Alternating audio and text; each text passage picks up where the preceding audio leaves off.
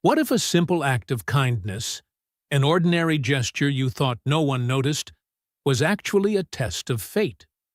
For Samuel Rodriguez, a 32-year-old single father drowning in debt and faded dreams, kindness was all he had left to give. The recipient was Theodore Lancaster, a quiet, grumpy old man who shuffled into Sam's small coffee shop every morning like a ghost, always sitting at the same familiar corner table.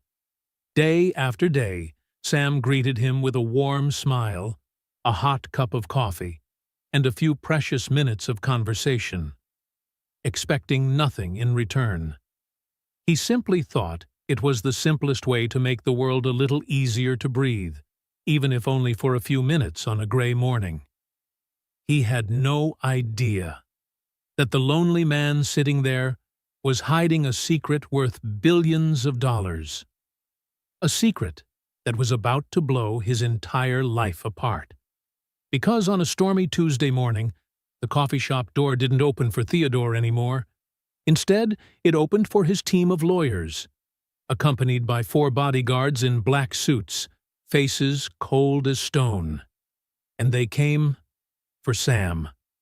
This is a true story about a man who once lost everything, but never lost his kindness. And about a lonely billionaire who found family in the last place he ever expected.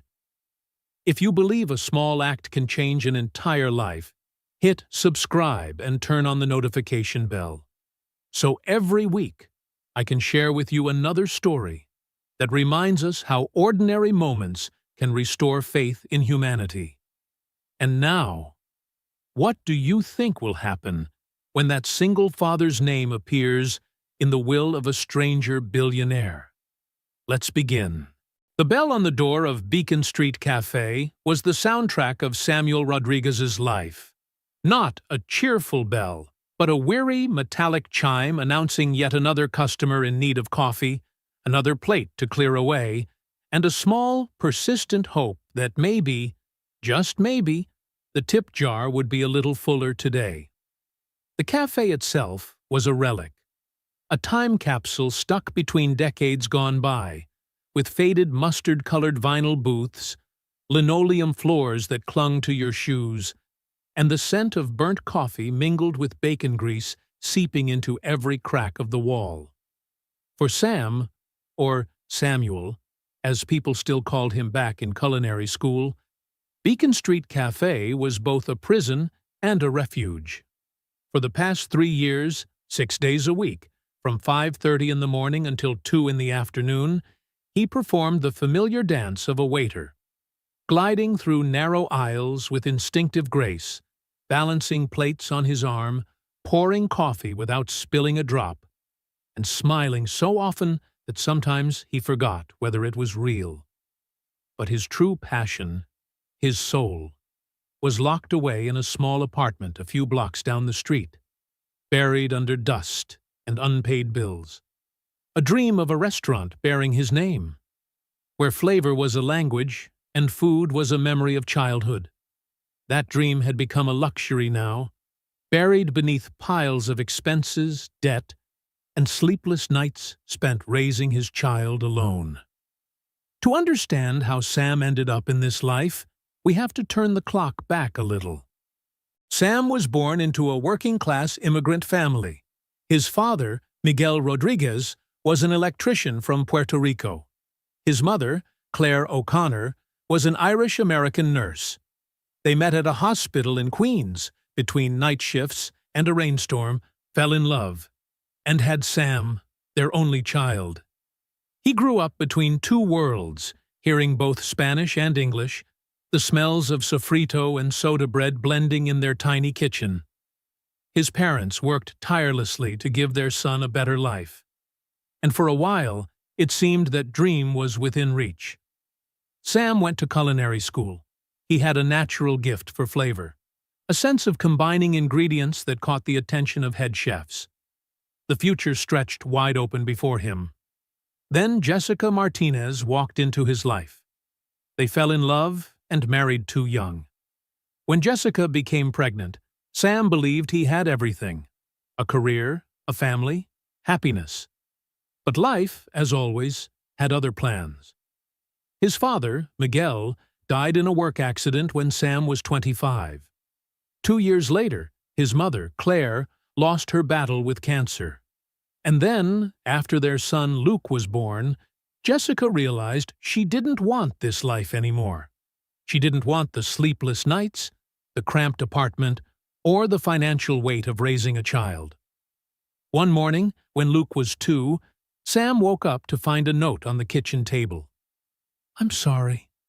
I can't do this anymore. I need a different life. You're a good father. Luke will be fine with you. Jessica." And just like that, Sam became a single father. He had to quit his job at the upscale restaurant. The hours were unpredictable. He needed something stable, a shift that would let him pick up his son from school every day. That's when he found Beacon Street Cafe. Morning shift, 5:30 to 2. It meant he could pick up Luke at 3 and spend the afternoon with him. It also meant waking up at 4:15 every morning, living with chronic exhaustion, and shelving his dream of owning a restaurant.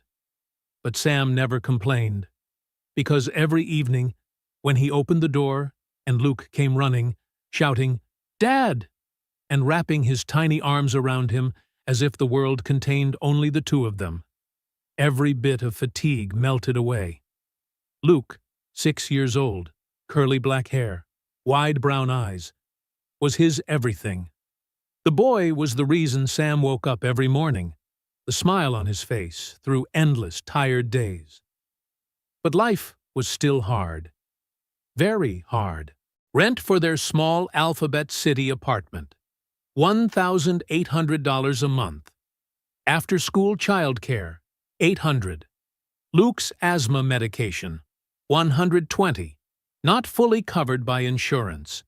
Sam's total income from the cafe, including tips, $2,400.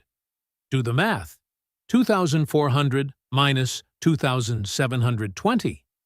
He was short $320 every month, not counting food, clothes, or transportation. Sam was sinking, and he knew it. He owed $8,200 on his credit cards. The landlord had sent 3 warning notices for late rent. He lived on the razor's edge between getting by and homeless. But Sam never let Luke see the worry. Every morning, he woke at 4:15, careful not to wake his son. He made breakfast, left it on the table with a small note. "Dad loves you, remember your inhaler." Dad, Mrs. Jamie, the kind neighbor, came by at 7 to take Luke to school, and Sam took the subway in the dark, usually dozing 20 minutes on the cold plastic seat before stepping into the cafe at 5:28 a.m. Tony Delgado, the 62-year-old owner with a grease-stained apron, would glare at him. "You're 2 minutes late, Sam."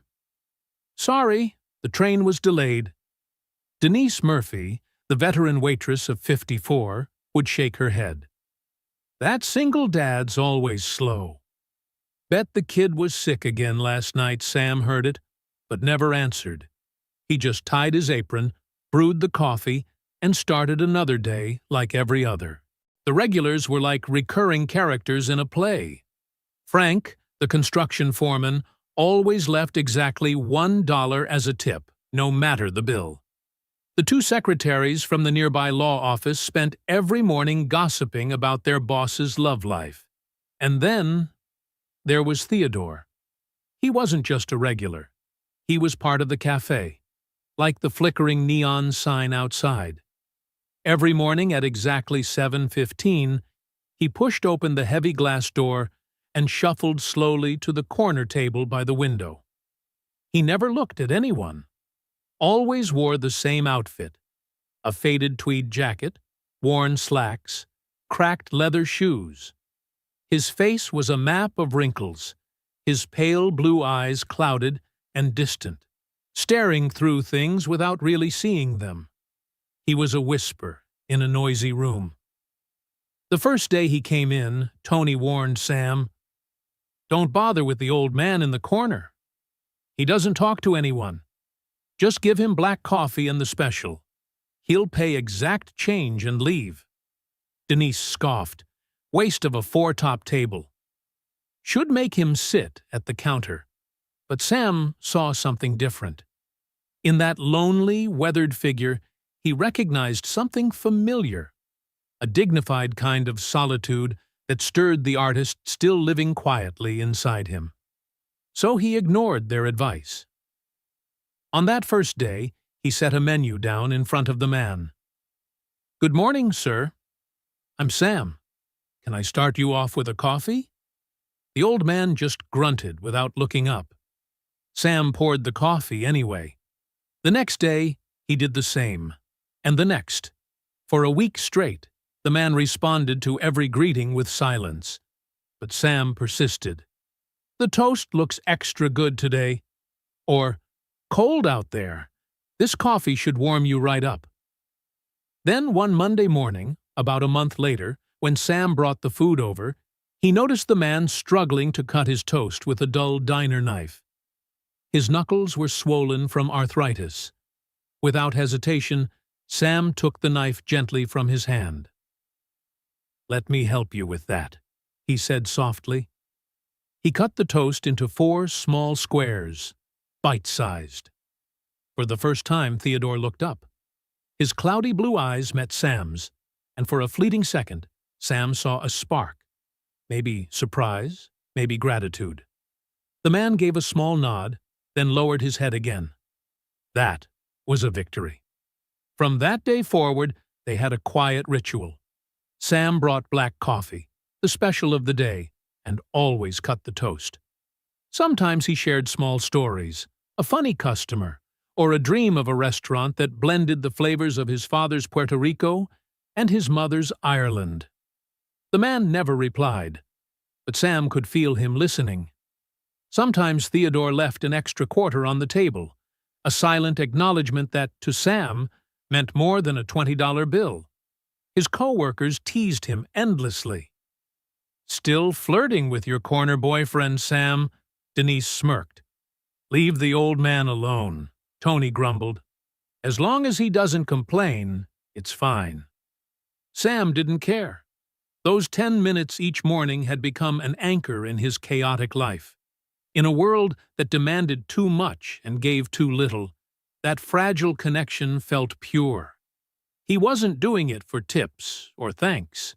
He did it because when he saw that lonely man at the corner table, he knew everyone deserves a bit of warmth, even if they never ask for it. He had no idea that his small act of kindness was being observed, recorded, and judged by a mind sharper than anyone in that cafe could imagine. Weeks passed, and the quiet ritual continued. Every morning at exactly 7:15, the door opened, and Theodore walked in. And every morning, Sam was ready. Piping hot black coffee, the daily breakfast special, and his steady hands cutting the toast into 4 perfect squares. But then, something began to change. By the 6th week, as Sam refilled his cup, Theodore spoke. His voice was hoarse, faint, as if it hadn't been used in years. "You have a child?" Sam froze. It was the first time the old man had spoken to him beyond a nod of thanks. "Yes," Sam smiled, his face lighting up. "A son, 6 years old. His name's Luke." Theodore nodded slowly. "Why are you working so early?" "Who watches him?" Sam told him. "About waking up at 4:15. About preparing breakfast the night before. About the kind neighbor who got Luke ready and took him to school." Theodore listened, his pale blue eyes unblinking. "That's hard," he finally said. Sam shrugged. "It's okay. I'm his dad. I do what I have to do." Theodore looked at him for a long time, a very long time. When he finally spoke, his voice trembled slightly. "You're a good father." Those 4 words made Sam fight back tears for the rest of his shift. Because no one had ever said that to him. Not Jessica. Not Tony. No one. But this old man, a stranger, saw him. truly saw him. From that day on, Theodore began to ask about Luke. What grade is he in?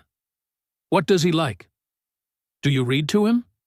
And Sam answered, his face brightening every time he mentioned his son. Luke loves to draw. Dragons and superheroes. I keep every picture. He wants to be a chef like his dad. I tell him he can be anything he wants.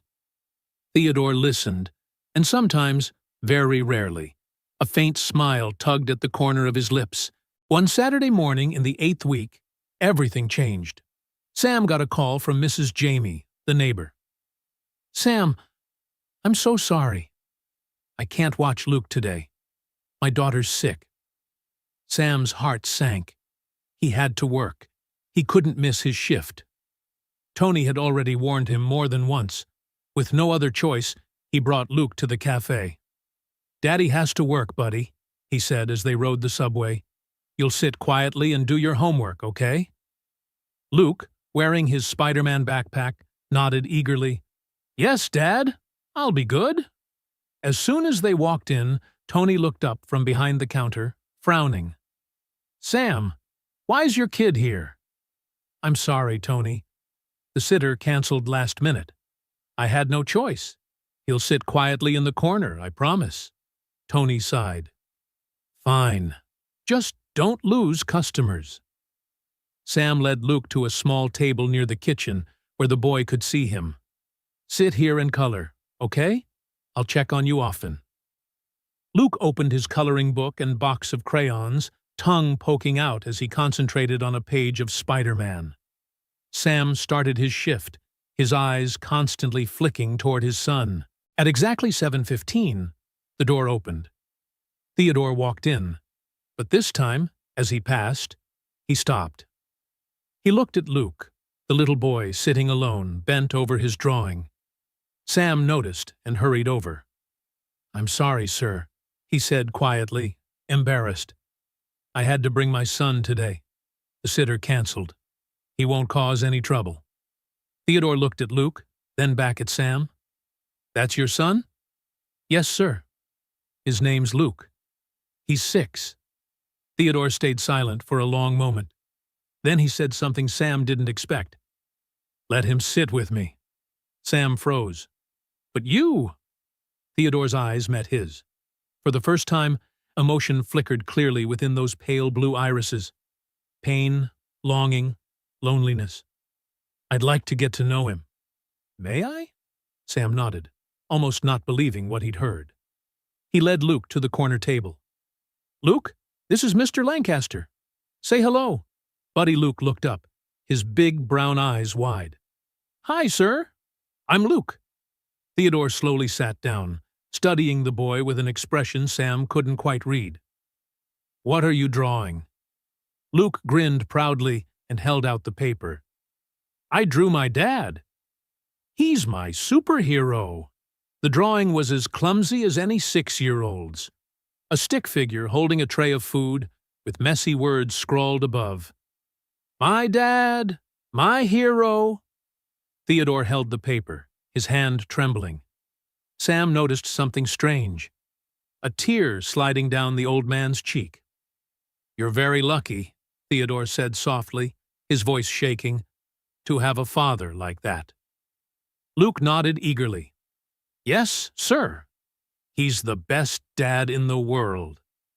A few steps away, Sam wiped at his eyes. He had to get back to work, but he couldn't tear his gaze away from the scene. The next 2 hours were something close to a miracle. Theodore, the silent man Sam had known for 8 weeks, came alive. He asked Luke about school, friends, and what he wanted to be when he grew up. I want to be a chef like Dad, Luke said proudly. Dad says I can cook anything if I try hard. Theodore smiled, truly smiled, for the first time Sam had ever seen. Your dad's right.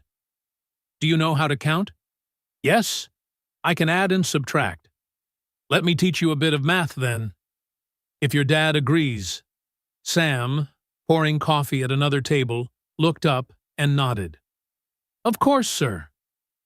For the next 2 hours, Sam watched an entirely different Theodore Lancaster. He patiently explained equations to Luke. He laughed when the boy grasped a tricky one. He praised him when he got an answer right. He was no longer a lonely old man. He was a grandfather. Around 10 a.m., Luke started to yawn. Normally, he'd be at his Saturday class by 9, so now he was tired. He rested his head on the table and drifted off to sleep. Quietly, Theodore took off his tweed jacket and draped it over the boy's shoulders. Sam came to check on them, emotion flooding his chest. "Thank you, sir," he whispered. "You don't have to—" Theodore looked up, his eyes glassy. "No. Thank you, Sam. You gave me an invaluable gift today." "What gift?" "The chance to be a grandfather again, even just for a few hours." Then he said something that made Sam retreat to the back room to cry. "I once had a son. And a grandson. They're both gone now. But today, it felt like they were still here."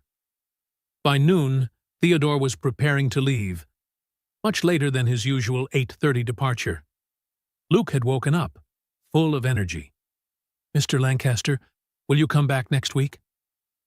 "You promised to teach me chess." Theodore knelt down, taking the boy's small hand in his. "I promise, my dear boy. I promise." As he left the cafe, Sam and Luke stood by the window, watching him go. "Dad," Luke said, "he's really nice."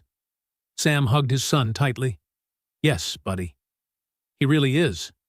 Sam had no idea that would be the last time he ever saw Theodore alive. Monday began like any other day. Sam woke at 4:15 a.m. He prepared breakfast for Luke, wrote a small note, and stuck it on the fridge, kissed his son's forehead, then stepped outside, slipping into the freezing night on the way to the subway. He arrived at the cafe at 5:28. Tony grumbled that he was 2 minutes late. Denise shot him a displeased glance, and the shift began like always. By 7 o'clock, Sam was getting ready for the regular. He brewed black coffee, checked the breakfast special, eggs, bacon, whole wheat toast. Then, out of habit, he cut the toast into 4 perfect squares.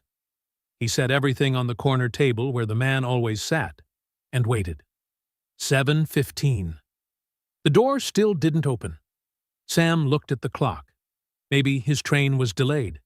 It had happened before. 7:30. Still no Theodore. A thread of worry began to coil in his gut. "Tony," he called, "do you know the address or phone number of the old man at the corner table?" Tony looked up from the griddle. "No." "Why?" "He hasn't come.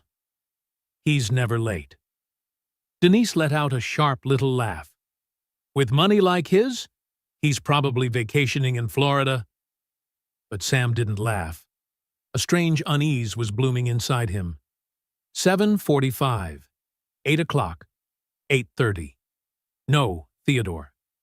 Sam poured the wrong coffee, forgot to run a ticket to the kitchen. Tony snapped, "Sam, focus!" "What are you doing?" "I'm sorry." By 9 o'clock, Sam decided, if there was still no sign, he'd find a way to contact him. Ask the regulars, or someone who might know. And then the bell rang. But the sound was different from every other day. The entire cafe fell silent. Even the sizzle from the griddle seemed to freeze. 4 men walked in, tall, in black suits, moving with the crisp purpose of a movie scene. Tiny earpieces in their ears, their motions precise enough to chill the room. 2 planted themselves at the door. The other 2 stepped aside, making way for a 5th man. He was in his late 50s, silver hair slicked back, a face sharp as a blade and eyes cold, intelligent. A charcoal suit, perfectly tailored, probably worth more than Sam's 5 years of salary. A glossy leather briefcase in his hand. He scanned the room, somewhere between mild disdain and a fixed objective. Tony tried to regain his composure, wiping his hands on his greasy apron. Can I help you, gentlemen? The man in charcoal didn't answer. His gaze swept once and stopped on Sam, who stood frozen beside the espresso machine, coffee pot hovering mid-air in his hand. He approached, each step heavy and exact. His Italian shoes ticked a steady rhythm across the linoleum floor. Two bodyguards followed a few paces behind, bringing with them a pressure that seemed to squeeze the oxygen from the room. "Are you Samuel Rodriguez?" His voice was low, calm, carrying an authority that made people want to nod. Sam's heart battered his ribs. He nodded, throat dry. What was happening? Was he in trouble? The rent? The credit cards? Or was something wrong with Luke? The man stopped in front of him, studying him for a long beat. "I'm Philip Anderson, a senior partner at Peterson and Associates. I'm Mr. Theodore Lancaster's personal attorney." The name hung in the air. Theodore Lancaster. It took Sam a few seconds to make the connection. The old man from the corner table. "Theodore," Sam whispered. "Is he okay?" "He didn't come in this morning. I was a little worried." Mr. Anderson's face softened. "Barely. Mr. Lancaster passed away peacefully in his sleep late Sunday night." Sam's whole world tilted. The coffee pot in his hand suddenly weighed too much to hold. A wave of grief rose up, sudden, fierce. It made no sense. He hardly knew the man. But that quiet routine, that black coffee, that morning nod, they had become part of his life. A small anchor in a chaotic world. And now, it was gone. The image of him smiling at Luke, the look in his eyes when he said, "You're very lucky," and the promise to teach chess, all of it flashed back like a film reel snapping. "Oh, God," Sam murmured. I'm so sorry to hear that." The first tear fell before he could wipe it away. Brenda at the bar gaped. Frank folded his newspaper. The whole cafe watched, following a scene no one understood. Mr. Anderson gave a slight nod, voice even. Mr. Lancaster was a very meticulous man, with very specific instructions. In his last will and final instructions, there is a provision requiring your immediate presence. If you're able, please make arrangements. A car is waiting outside to take us to the office." "A will?" Sam blinked. "I think there's been a mistake. I just served him coffee." "There's no mistake, Mr. Rodriguez," Anderson said, firm but not unkind. "You are the person who cut his toast into 4 squares every morning, for the past 18 months, without ever needing to be asked." That detail stunned Sam. He had noticed. Not just noticed. He had told his attorney. "Sal," Sam turned to Tony, who stood rigid behind the counter. I don't know what this is." Tony only said quietly, "Go, Sam. Just go." Denise will cover Denise shot him a look. A flicker of envy in her eyes, but no words. Sam untied his apron and set it on the counter. He grabbed his old bag from the back and stepped out. 4 bodyguards and the attorney closed ranks around him, forming a strange circle, between a tiny coffee shop and a faraway world of privilege. Both staff and customers stared, as if watching someone get pulled into a story that didn't belong to them.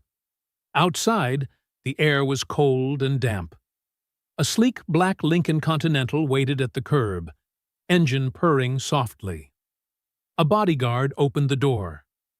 As Sam sank into the supple leather seat, the most luxurious thing he'd ever touched, he glanced back at Beacon Street Cafe, where it had all begun. It looked small and sad beneath the gray sky. A cold intuition threaded through him. He would never look at it the same way again.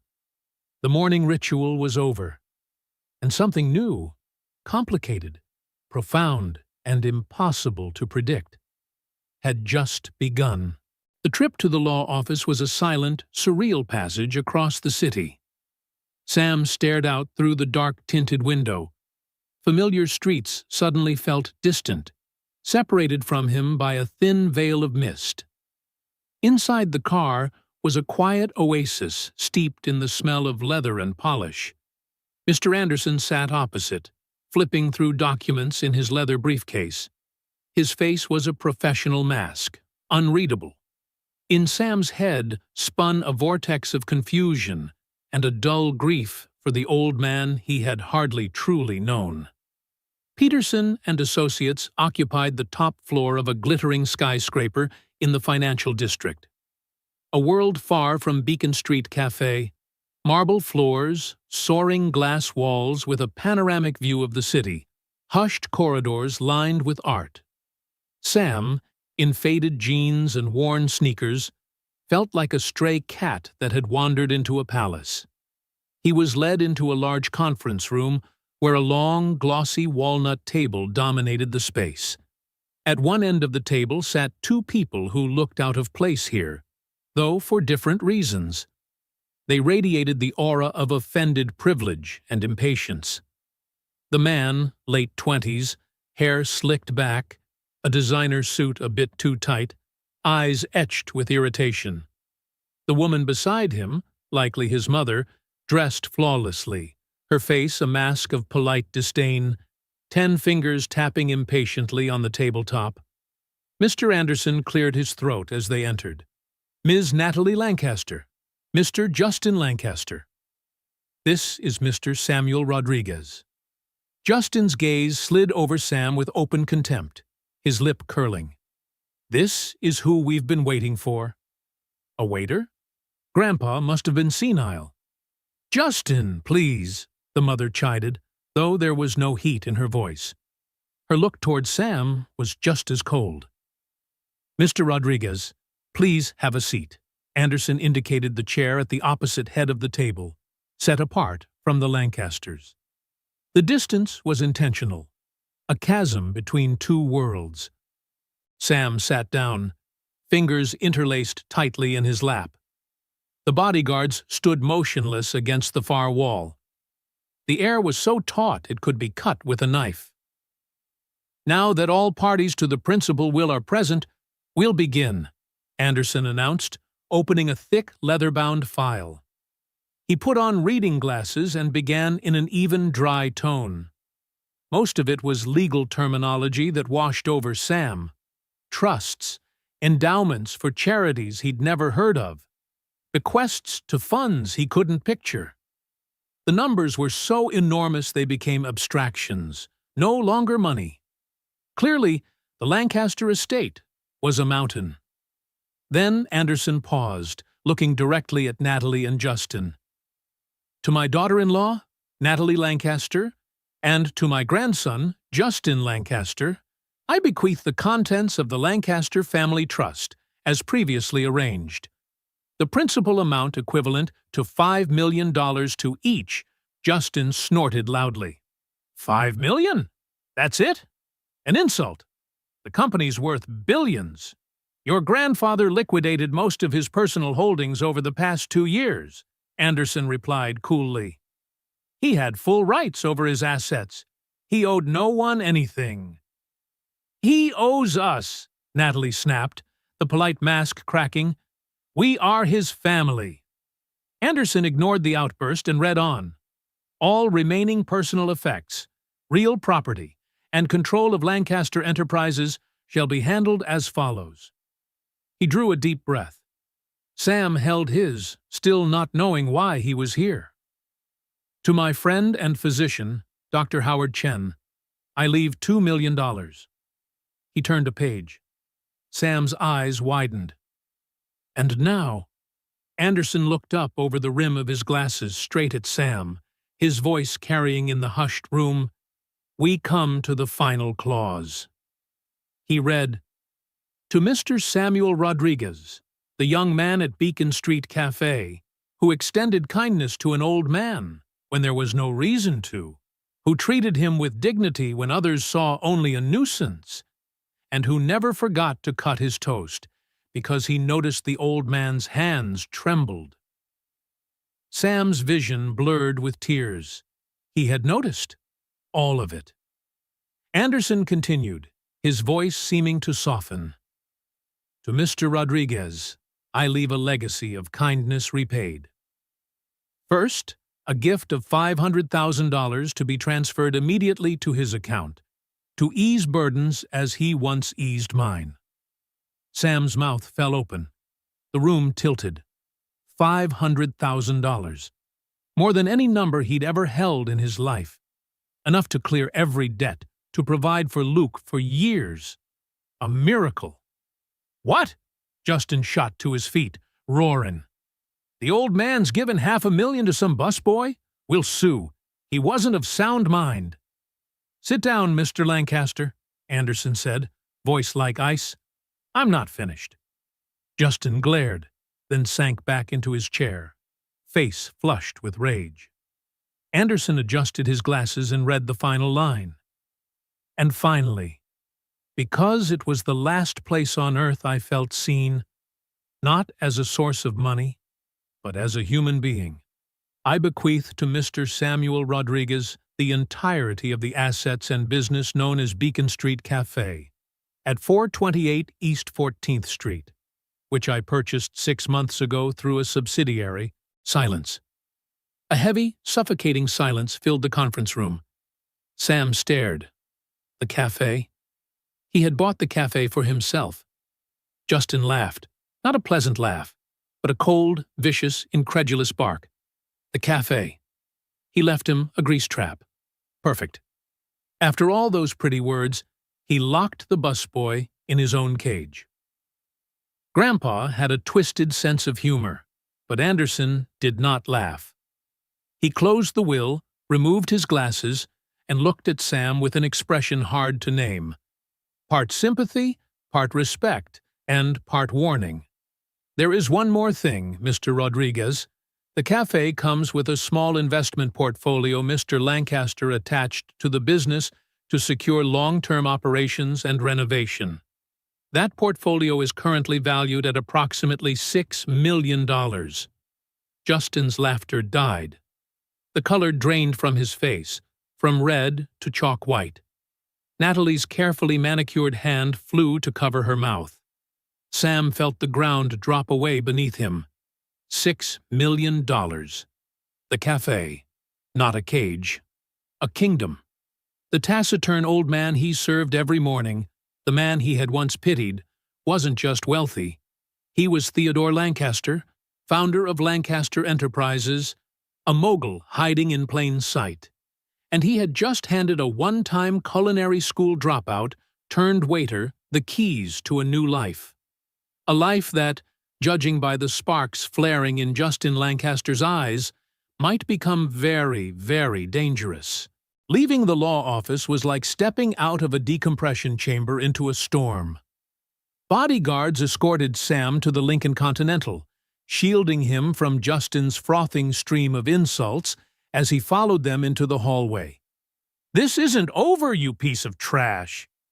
My lawyers will tear this apart. You won't see a cent." Sam didn't answer. He was still in shock, his mind replaying two phrases on a loop. $6 million. The cafe is his. Anderson handed over a business card and a thick folder. "A financial advisor will call you tomorrow, Mr. Rodriguez.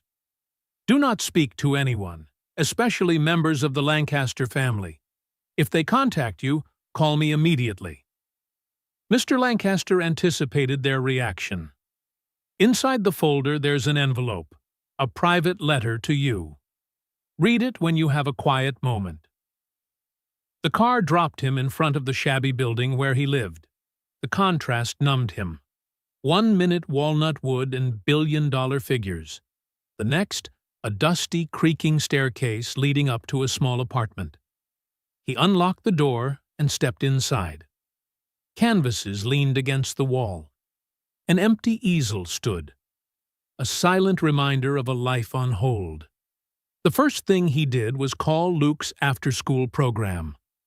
Voice trembling, he spoke with the finance manager, paid off the entire balance due, prepaid 2 years, and requested the best program for Luke, including the art classes he'd never been able to afford. Relief hit him like a wave, so strong it drove him to his knees. He sank to the floor and wept, not from sadness, but from the sudden release, crushing a burden he had carried for too long. The next morning, Sam didn't go to the cafe. He couldn't. What would he even say? How would he walk in there?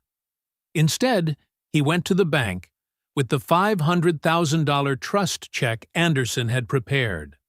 The bank manager, who had always been politely cool, suddenly beamed and led him to a private office with a conspicuous deference.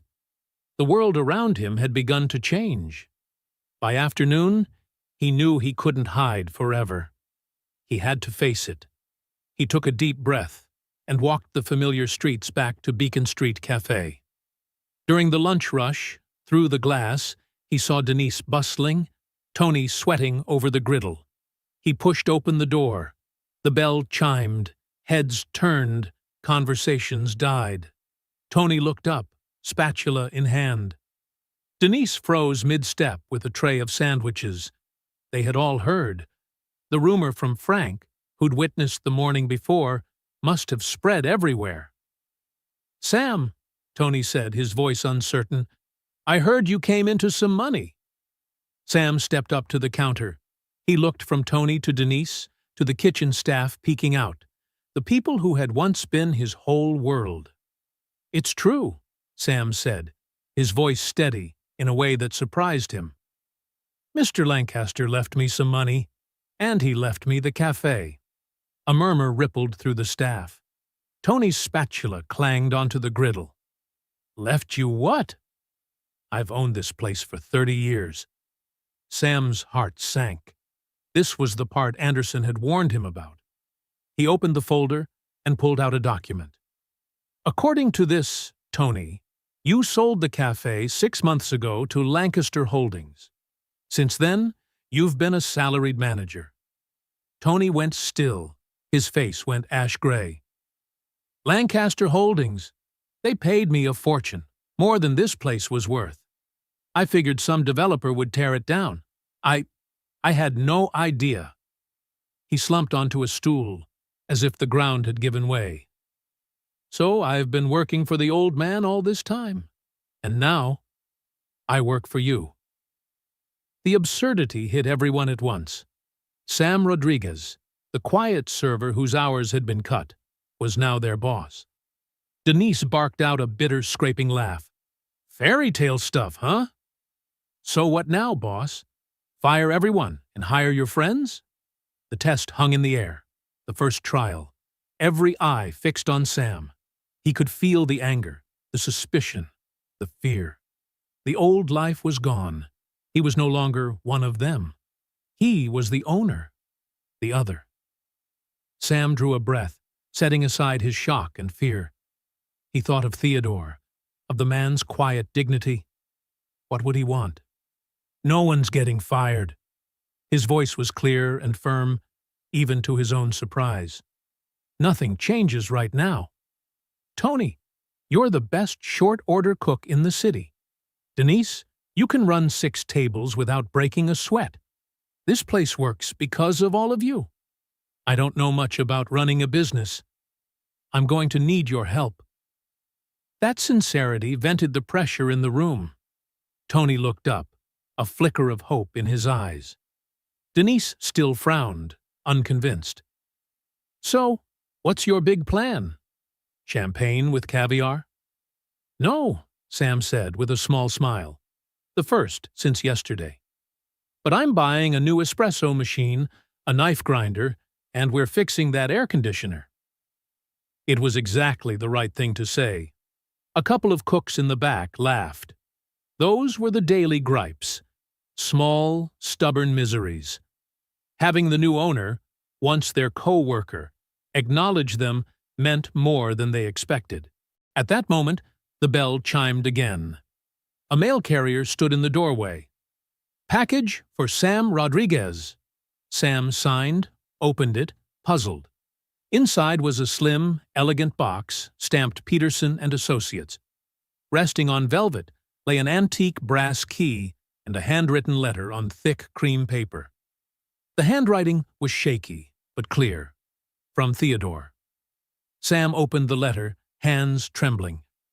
My dear Sam, if you're reading this, the world has learned my secret, and you have received my gift. The money is for your freedom. The cafe is for your heart. This key is for your future. It opens my private office. Philip knows where. Go there. Understand why. One last request from an old man. Please go. Theodore P.S. There's a small gift for Luke in my desk drawer. Wait until his birthday. A key. A secret office. Sam looked up from the letter, his head spinning. This legacy wasn't just money and a building. It was a mystery. And as he took in the uncertain faces of the staff and remembered Justin Lancaster's venomous threats, Sam understood. He would have to solve it if he truly wanted to claim his new life.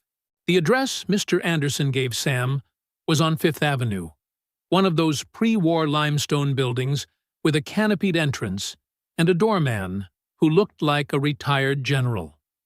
As the taxi pulled to the curb, a fresh wave of unease rose in him. He wore the nicest outfit he owned, a plain black shirt bought at a thrift store, and still felt like an imposter. Mr. Anderson was waiting in the lobby, solemn.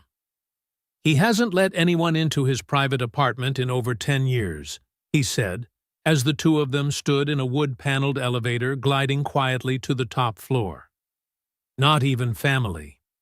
He handled all business at headquarters. This was his refuge. The elevator opened directly into the apartment. Sam stepped out and forgot to breathe. The space was vast, walls of glass from floor to ceiling looking straight out over Central Park. But it wasn't the view or the luxury that overwhelmed him. It was the art. Paintings covered the walls. Over the fireplace hung a Monet, water lilies shimmering in the afternoon light. A Degas, a dancer sculpture, stood on a plinth. On the adjoining wall was a small Van Gogh self-portrait, its gaze blazing through him. A private museum with flawless taste. He was one of the most discreet art collectors in the world, Anderson murmured, watching Sam's reaction. This is what Justin really wants. This collection, it's priceless. The apartment was perfect to the point of coldness, and loneliness seeped into every corner. No family photos, no trace of everyday clutter, just priceless art and elegant, sterile furnishings, like a gilded cage. The study is this way. Anderson led Sam down a long hallway. He stopped at a heavy oak door. He gave me a sealed envelope with the key, instructing me to open it only after his death to grant you access. I'll wait out here. Sam's hand trembled slightly as he fit the antique brass key Theodore had left him into the lock. The mechanism turned with a satisfying click.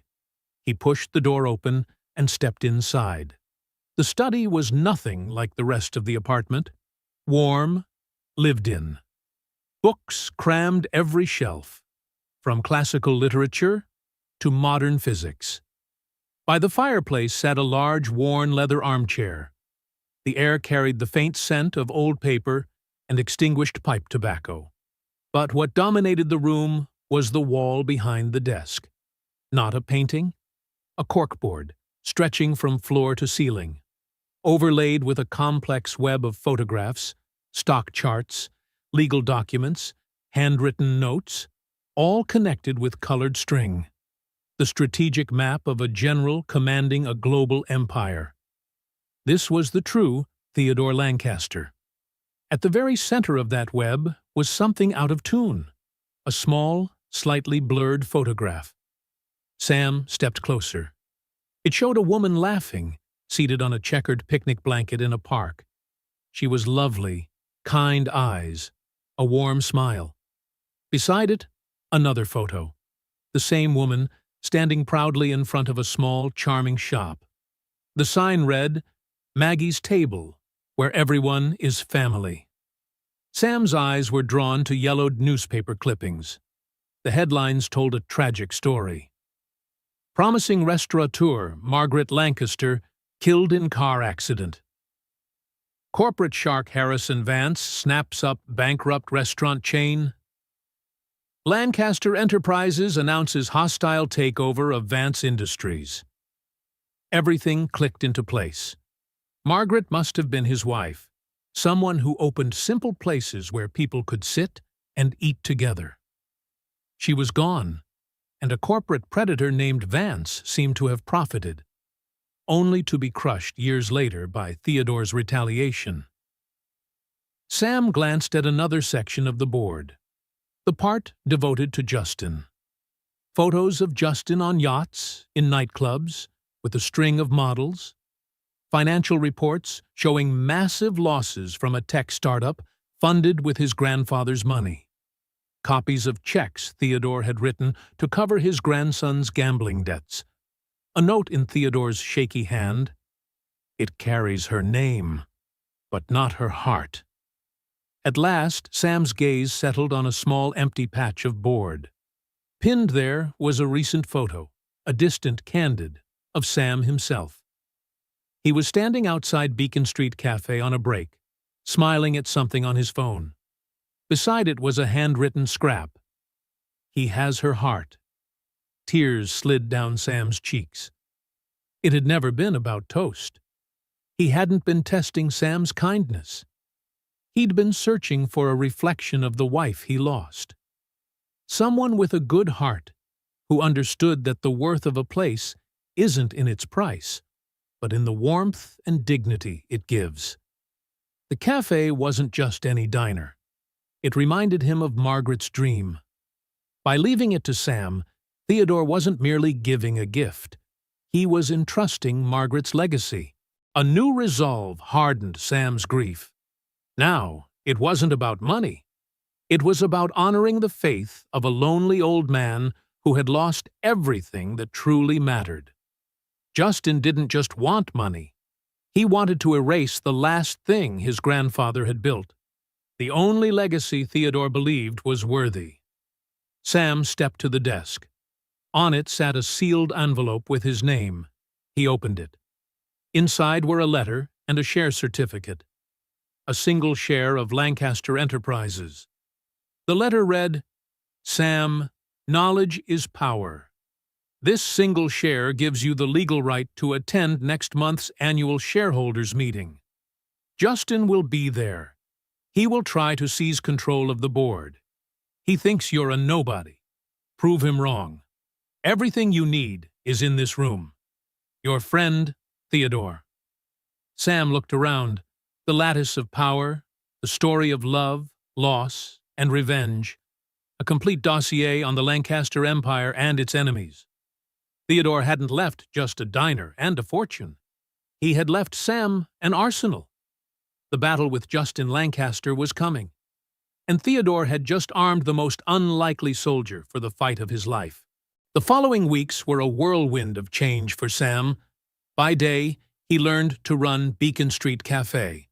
With the help of the financial advisor Theodore had arranged, he began to understand profit margins, supply chains, and payroll. The $6 million portfolio wasn't just a staggering figure.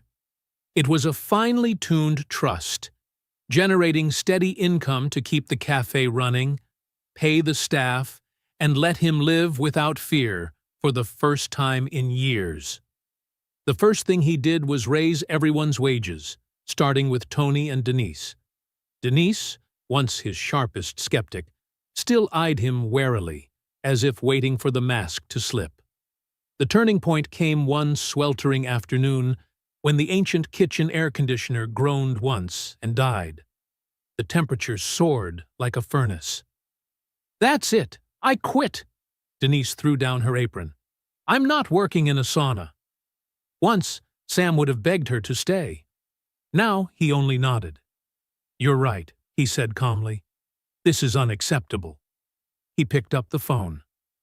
2 hours later, a crew of technicians arrived, installing a brand-new commercial cooling system. Sam paid for the emergency job without hesitation. The next day, the cafe was cool and comfortable. Denise returned to work, wordless, but when she called him boss for the first time, the word no longer carried sarcasm. Sam had earned real respect, not by speeches, but by action. But at night, he lived in another world. In Theodore's study, alongside the reluctant yet relentless Anderson, Sam became a student of power. He carefully dismantled the complex web on the wall, learning about shell companies, leveraged acquisitions, and proxy battles. He read Theodore's private journals, where the old man poured out thoughts on business, humanity, and the wound that never healed. Margaret. Through those pages, Sam understood Justin better. A reckless heir burning through his grandfather's fortune on empty ventures, feeding on resentment. Then Sam discovered Theodore's final move. In his later years, Theodore had carved the Lancaster Empire into smaller parts, leaner but more vulnerable, and funneled most of his personal wealth into anonymous charities. The result? Justin was starved of resources, unable to buy control outright. Theodore had left his grandson not an empire, but a battlefield. Still, Justin had one advantage: a few board members loyal to his father, who saw him as the rightful heir. Piecing together Theodore's notes, Sam saw the plan. At the upcoming shareholders' meeting, Justin would call for a no-confidence vote against the current CEO, a loyalist to Theodore, then leverage the Lancaster name and allies to seize the chairman's seat. "He can't win outright," Anderson said one night, pointing at the shareholder chart. "But he can create chaos, panic the investors, tank the stock, then force a buyout by another conglomerate where he'll be installed as a puppet. His ego would rather burn the empire than be ignored." Sam stared at the single share certificate on the desk. "So, how do we stop him?" Anderson's reply was quiet, steady. "With the only weapon Theodore gave you, the truth. That share gives you the legal right to enter that room and speak. You can't win with votes, but you can win with hearts and reason." The sleepless nights followed one after another. Sam and Anderson plotted. A daring, improbable plan built on Sam's ability to convince a roomful of sharks that a man who once served coffee understood what was right better than the heir to a dynasty. The day of the meeting arrived. Sam stood before the mirror in Theodore's penthouse bedroom. No more faded t-shirt. Anderson had insisted on hiring a stylist. He wore a perfectly tailored navy suit, hair slicked neatly back. He looked composed, confident, though inside his heart thrashed like a trapped bird. "You're ready," Anderson said from the doorway, a rare, faint smile crossing his face. Theodore would be proud. 2 security guards escorted Sam to the lobby. As he stepped into Lancaster Tower, the chandeliers blazing overhead, he saw him, Justin, surrounded by allies, laughing loudly, arrogance pouring off him. When he spotted Sam, his grin faltered, then curved into a mocking smile. "Well, look who showed up," Justin said loudly, for everyone to hear. "Here to serve coffee, buddy?" Laughter rippled through the group. Sam didn't answer. He met Justin's gaze, calm and steady. "I'm a shareholder, Justin," he said, his voice clear and firm. "And I have every right to be here." He walked straight past him, head held high. And in that moment, the man once dismissed as the corner table waiter stepped into the lion's den. The battle had begun. The boardroom felt like a theater of corporate power. A massive U-shaped table filled the center, surrounded by men and women in immaculate suits, faces carved from years of wealth and authority. Behind them, tiered rows overflowed with shareholders, analysts, and members of the press. Led by Mr. Anderson, Sam took a seat in the front row reserved for shareholders. He could feel the weight of hundreds of eyes, curious, skeptical, even mocking. The meeting began with dry financial reports, charts, numbers, graphs sliding by like rain against glass. Sam listened, hands clasped tightly in his lap, his heartbeat quick, but his gaze steady. Then the chairperson spoke. "We'll now move to new business." Instantly, Justin rose. He was born to perform, charismatic, confident, voice booming. "Lancaster Enterprises," he began, "is the legacy of my family. My grandfather was a legend, but his time has passed. It's time for a new Lancaster, young, bold, ready to lead this company into the 21st century."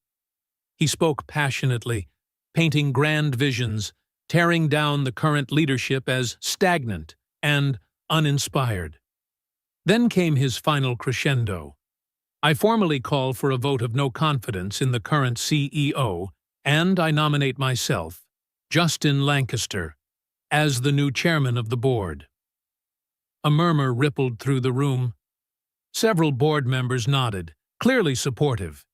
Justin was in control. The current CEO, George Riley, competent but lacking showmanship, stood to defend himself, but his mild words were shredded by Justin's sharp, rehearsed retorts. "Anyone else wish to speak before we proceed to a vote?" the chairperson asked, scanning the room. Anderson looked at Sam, a subtle nod. Sam stood. A wave of whispers swept through the chamber. "Who is that? What's he doing here?" Justin arched a brow, smirking. "I thought this part was for shareholders, not the help." Sam faced the board, his voice carrying through the microphone, shaky at first, but gaining strength with each word. "I am a shareholder, sir. My name is Samuel Rodriguez." He didn't look at Justin. He looked into the eyes of every person in the room. Mr. Lancaster spoke about legacy. "I'm here today because I, too, am part of Theodore Lancaster's legacy. Not the legacy of billions and takeovers, but the legacy of his final years." Then he told the story of Beacon Street Cafe, of the quiet old man in the corner booth, and of the toast he always cut into squares because he noticed the old man's hands trembled. At first, the room was silent, skeptical. But as he spoke, something shifted. The same executives who had glanced at him dismissively now listened. "You know," Sam said, "in his last years, Theodore Lancaster no longer cared about buying more companies. He cared about people. He spent his mornings in a small cafe, watching them. He wasn't looking for the best CEO. He was looking for the truest heart." He paused, then turned his gaze toward Justin. "Justin Lancaster says he has a bold vision. But according to the documents Theodore Lancaster left, records now in the possession of attorney Philip Anderson, what did that vision bring?" Anderson stepped forward, placing a thick binder on the chairman's desk. "Copies for the entire board," he said coolly. Sam's voice grew stronger. "A vision that led to a loss of $4.2 million on a failed tech project. A vision that forced his grandfather to cover $890,000 in gambling debt. And finally, a vision so reckless that Theodore Lancaster himself wrote in his own hand, 'My grandson has the ambition of a king, but the judgment of a fool. I cannot leave my empire to Justin, not out of malice, but out of duty to protect it from his own hands.'" Gasps swept the room. Justin's face flushed red, trembling with rage. "Lies. All lies." "No," Sam said calmly, eyes steady. "It's all documented. Theodore Lancaster believed the heart of this company was not in its stock price, but in its dignity and conscience, something his grandson never understood." He took a breath, his voice clear, resonant. "I'm not here to seize power. I'm here to honor Theodore Lancaster's final vision." He turned to the board. He didn't want a new king. He wanted a guardian. He trusted George Riley, the man he once called the backbone of this company. But he also knew this company needed a soul. Sam's tone softened, warm and resolute. "So, as a shareholder, I propose an amendment to the company charter, that 10% of annual profits be allocated to establish the Lancaster Legacy Fund, to support small businesses and education scholarships, in line with Mr. Theodore's wish." He paused, then smiled faintly. "And I nominate myself, Samuel Rodriguez, owner of Beacon Street Cafe, the heir Theodore Lancaster chose, to oversee that fund." Silence fell, thick and electric. Then, from the far end of the table, an elderly man, the board's longest-serving member, Theodore's friend of 50 years, lifted his hands and began to clap. Once, twice, 3 times. The sound spread, slowly at first, then rising in waves. Soon the entire room, investors, shareholders, even some who had backed Justin, were on their feet, applauding. No one said another word. Justin stood frozen, his expression shattering. Defeated not by a businessman, but by a waiter with a story that was true. The vote that followed was a formality. Justin's motion was rejected overwhelmingly. Sam's proposal passed unanimously. And in that moment, amid thunderous applause, Samuel Rodriguez understood. The lonely old man had chosen right. 6 months later, Beacon Street Cafe had been transformed. It was brighter now, tidier, and the kitchen looked like a true artist's studio. But the old mustard-colored vinyl chair at the familiar corner table remained, now sealed under a thin layer of clear protective plastic. Above it, a small bronze plaque had been carefully mounted on the wall. "Theodore's Corner, where everyone is seen." Sam now divided his time between running the cafe, with Tony as a well-paid manager and Denise as an improbably loyal shift leader, and overseeing the Lancaster Legacy Fund, which was quietly changing lives. For the first time in years, he had time to paint again. His canvases were now vibrant with color, reflecting the balance he had found between past and present, between art and work, between kindness and power. One Saturday morning, Luke, now 7, sat at the corner table doing homework. Sam passed by, carrying 2 cups of hot chocolate. "Dad," Luke looked up from his sketchbook, "do you think Mr. Theodore would like it here now?" Sam sat beside him, gazing at the window where Theodore once sat every morning. "Yes, son," he said softly. "I think he'd love it." Luke bent back over his drawing while Sam opened the worn leather folder Theodore had left him. Inside was an antique ivory chess set and a handwritten note. "Teach Luke to play chess with this set. It's the one I used to play with my son. Now it belongs to Luke. And through him, I hope our true legacy will live on, not in wealth, but in kindness." Theodore Sam placed the chessboard on the table. "Luke, how about I teach you how to play chess?" Luke's eyes lit up. "But Mr. Theodore was supposed to teach me." Sam smiled. "I know, but now he wants me to teach you. And one day, you'll teach your own child." They began arranging the pieces. The faint clicks of wooden chessmen echoed like time looping back on itself. The bell over the door jingled. An elderly man, thin, silver-haired, walking alone, stepped inside. He paused, looking around uncertainly, something lost and sad in his eyes. Sam stood, greeting him with a warm smile. "Good morning, sir. A table for one?" The old man nodded faintly.